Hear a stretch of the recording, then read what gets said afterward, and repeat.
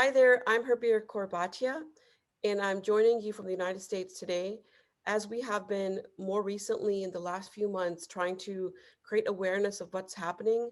I myself am a volunteer like many, but our goal is really to share with you the things that are happening around the world so we can learn from them and see how we can help the farmers on the ground. As you know, the farmer struggle is now over 100 days and it's going to continue. We see that there is no end in sight right immediately at the moment. But we feel that people around the world's actions are truly making a difference. And today we're going to talk about what can be done and what is happening in the UK. So today I have Lord Singh with me from the UK, and I'm very lucky to have him. And we're really glad that he can take some time out to share with you what he's doing and what the people of UK are doing. And maybe we can do more and support them, and maybe they can also support the initiatives further. So with that, I'm going to welcome Lord Singh from UK. Please welcome, Uncle. Thank you very much for your kind welcome, and it's a pleasure to join you. Thank you very much. So, for many of those that may not know the ins and outs of what you've been doing daily and what a Sevadar have you have been for the community and also for the larger UK residents, I thought first, why don't we start with a little bit about yourself? Now, you obviously have been there for a while, but people don't really know what that means to be a lord and what your past was like as a person growing up in UK. So maybe you can share a little bit about yourself first. Yeah, yes, when you say I've been here for quite a while, that is an understatement. I have been here since the 30s when my parents came. I was aged 1 year old, and have seen all the racism in this country, and then went back after qualifying as a mining engineer at about the age of 27, 28 to India, a new country to me, and got involved in the Punjabi movement and politics straight away because Sikhs were being discriminated against, and I couldn't speak as or write as a Sikh, and therefore I used a pen name, Victor Pendry, and that got a lot of coverage everywhere. Mm. And when I came back soon after, we had the 1984 crisis as well. And I was the sort of leading spokesman for the injustice against Sikhs. And I've been, I never volunteer, but I've been pushed into this and that too. Can you do this and can you do that? And then I found myself leading interfaith dialogue in this country, getting involved with ministers and broadcasting on the BBC for more than 34 years. And introduced in when I visited Estonia as the man who brought Guru Nanak to the breakfast tables of Britain. So I've been busy, but those things have sort of propelled me into the public limelight. I came second to the pop singer Bob Geldof in a competition of the most popular BBC broadcasters. So, and then I was invited to apply to the House of Lords. Um, Now, there's two houses in the British Parliament, the House of Commons, elected, the House of Lords, used to be hereditary, now it is mostly appointed on merit. And I had a very exhausting interview, and to my surprise, they asked me to join. First Wonderful. turbaned Sikh in Parliament, but either in the Lords or the Commons, so the first turbaned Sikh. This is wonderful. And then when you became Lord, what year was that exactly?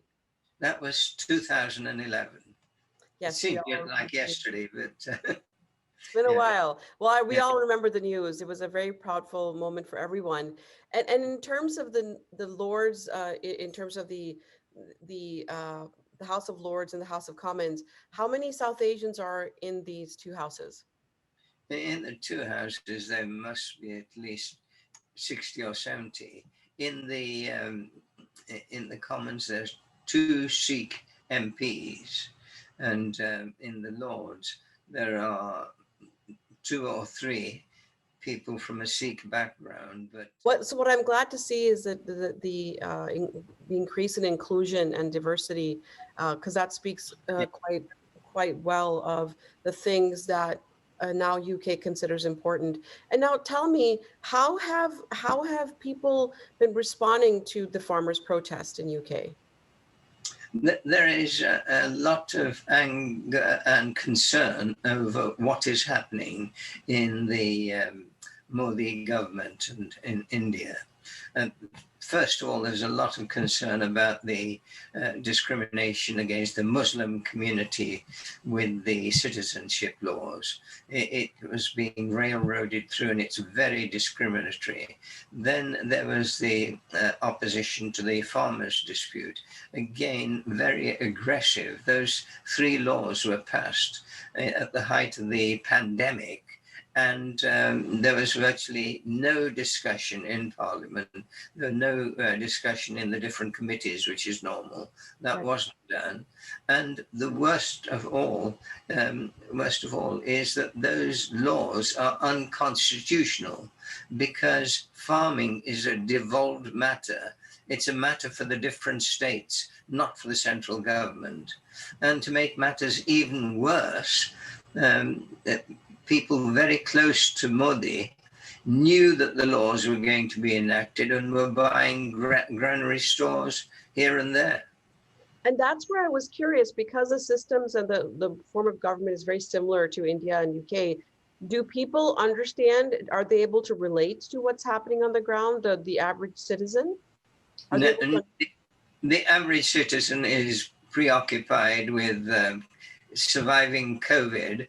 Yes, and also with Britain exiting the European Union with Brexit, trying to readjust all that. And generally, the average citizen doesn't worry too much about what's happening abroad, except when the politicians focus on countries. Now, politicians in this country, whether they are Labour or Conservative, focus on countries where they can comfortably speak about the abuse of human rights without losing trade. Now, if there's a danger of losing trade, they are very silent. Trade is all that matters to politicians. Yeah, of course, of course. So tell us, what's that journey been like trying to bring this to the Parliament? I believe the communities, you've gone through quite a significant amount of effort. First, it was to prevent the Prime Minister to attend the Republic Day parade, and then later I understand that there were some efforts made around a petition. So maybe you can first tell us about the Republic Day event. Yeah, on the Republic Day, Boris Johnson, the Prime Minister, was going to go there himself to attend. I wrote to him, and he does know me, suggesting it was not a very good idea. And I don't know how much influence that had, but he did decide to cancel his trip. So that is a small victory. But the position is the way the Lords operate. We have questions every day, and have been putting down questions in writing and orally to the ministers, drawing attention to what is happening. And I have got some sort of admissions from them. They say the right to protest is a democratic right, and people should not be prevented from protesting in that way. So the small victories. And then we had this, I wrote and asked about half a dozen questions, and they're all recorded in the parliamentary book called Hansard. Then we worked with other people to get this petition. The system is, if you can get 100,000 signatures for anything that you feel is important, Parliament is obliged to debate it. So we managed to get, I think, 115,000. Wonderful. And Parliament did debate it last week. And I think there were 17 speakers, and 16 were totally with the farmers, one hesitantly with the Indian government. But that is pretty good when politicians really worry more about trade than anything else. To be very cynical, that in 1984, when I informed the government about what was happening to Sikhs, the minister turned to me and said, "We know what's happening, but we've just lost one important contract." And then I wrote an article about that. Truth is high, but higher still is truthful living. Guru Nanak. Truth is high, but higher still is trade. British government. And it's always been true, whichever government is in power. Well, that's a very interesting perspective and the way to rephrase that quote. So, but one thing I was about to say, going back, you mentioned that the efforts to get 115,000 signatures. I mean, that's no small feat, right? Can you tell me a little bit more about that? How did you go about doing it, and how did the different members of the community get involved to make that happen? Now, I don't take credit for getting the signatures. Other people were doing that, and it's not very difficult when people feel emotionally about something. Now, people feel very strongly about what is happening in India and the way the farmers have been treated. Not strong enough to do very much, but certainly strong enough to put a signature there. So it wasn't too difficult. People did sign. So it really comes down to then those that actually had the passion to go out and reach those individuals to get that. So those are the ones we really need to be thankful to, because you're right. It doesn't take much to put a signature, but it does take a lot of effort for somebody to go get the signatures. Absolutely. And how were the youth involved, and how was the community involved in making that happen?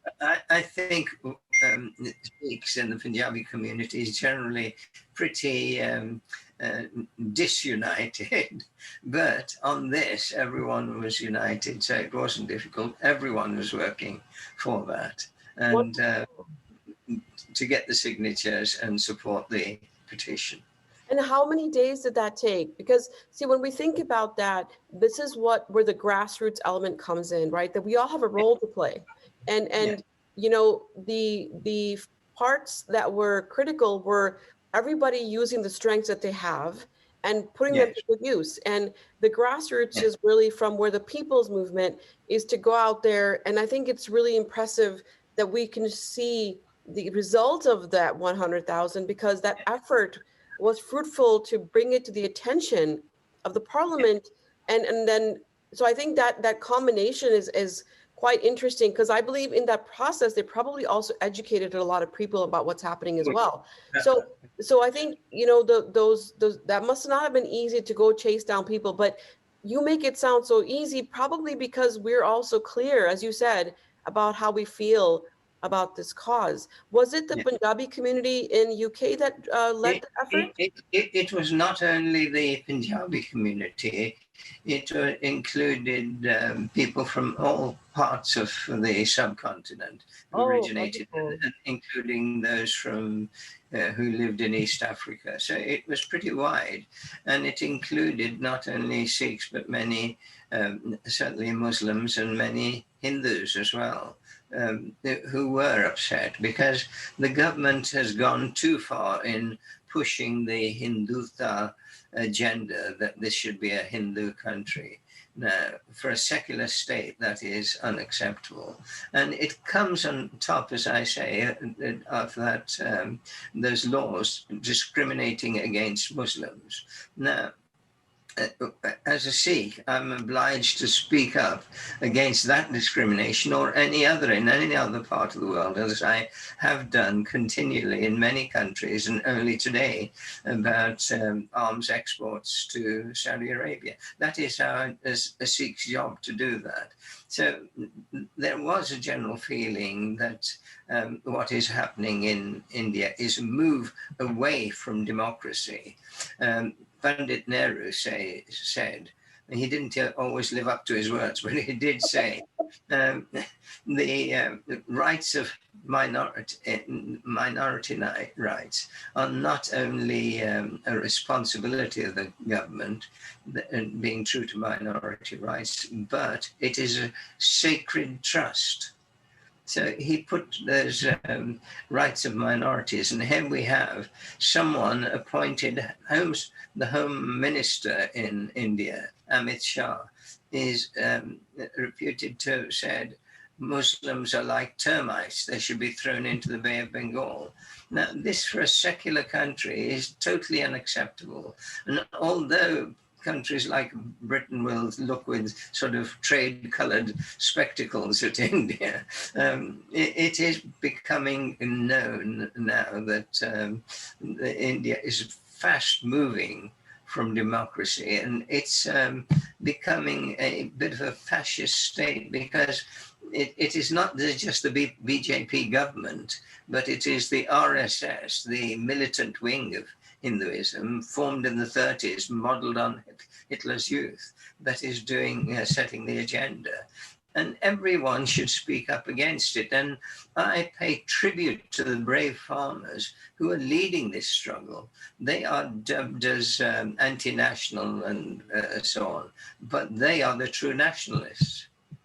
I couldn't agree with you more. I think this is where all of us have to do a better job of explaining how this is such a pro and pro people, pro India, pro, as you said, it's such a nationalist movement. You couldn't be more patriotic than this by fighting for the people, because at the end of the day, I think we are all realizing that when you hand over the people to the private sector, there are very little controls left. And private sector is really important. It provides jobs, it gives opportunities, helps create the economy. But that is still secondary to the people. And I think you really highlighted that. What is the point of government if not to serve the people first? That's the only reason it's there. And how you serve them is what we have people that it seems as if they've forgotten what their purpose is and their purpose of existence is. And so, I mean, you beautifully said that. And it reminded me of a quote by Niemöller. And without getting into the exact wording of that, but it's, you know, it couldn't be more clear that people need to realize that this isn't just about one particular community today. This is really a door opening to what the future could look like for anyone, whether you're you know, whether you're Sikh, whether you're a Muslim, whether you're a Dalit. And I wanted just to say this because I very, it's always touched me, Niemöller's statement, you know, when, as it's the name of the poem is called First They Came. And of course it's been edited and adjusted many times. And you've spoken so pointedly to that, you know, it could be anything. First they came for the Muslims, and they came for the Sikhs, and then then there was nobody left. And I think that is a, you know, very beautiful sentiment that we need to help people understand. This does not stop with the current people. It'll continue. And now that, excellently. You put it excellently, because that is exactly what happens. Democracy is very fragile. We vote, and people say that's democracy. It's not. It's having the machinery to ensure that there's a fair rule of law. Because Hitler was elected democratically, but he abused the system to take complete control afterwards. And that is easily done. It has been done in other countries, and it is a dangerous slide. One of the wonderful things about India is, despite all the pressures from government, some of the people in the judiciary are brave enough to speak up.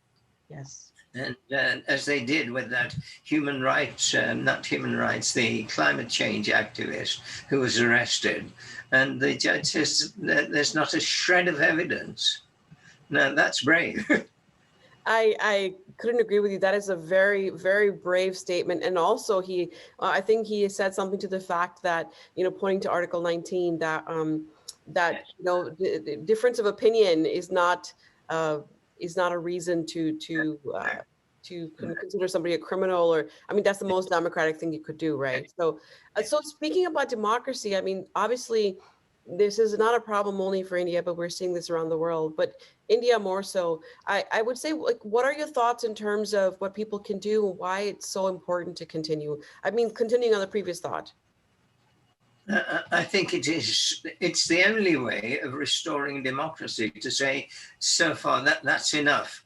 Let us get back to democratic ideals. Now, the farmers have shown the way. It is for the rest of society and people abroad to put some pressure on to the Modi government to say that come on, respect your secular constitution, because it's not being respected when minorities are treated in that sort of way. And I can't pay enough tribute to their courage. They are the tragedies. The government is suggesting they are anti-national. It is completely the other way around. They are the nationalists fighting for democracy in India. And we abroad, in this country, in the UK, will support them in every way and continue to do so. We've just started, but we'll do it in every way that's open to us.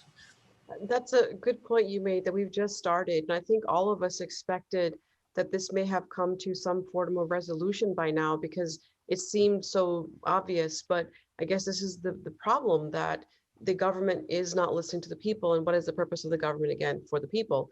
And if they're not listening now, I mean, I've heard about people on the ground, setting up more, say, I won't say permanent structures, but more secure structures to continue the morcha, and hearing from on the ground folks about the reality of living there. It's not I don't think people can imagine even what is to sleep on the freezing cold cement for so long. It's so cold, and now it's going to be so hot, but they're still surviving in a wonderful way. And not only doing that, they are setting up hospitals to look to the wounded who are beaten up by the RSS thugs.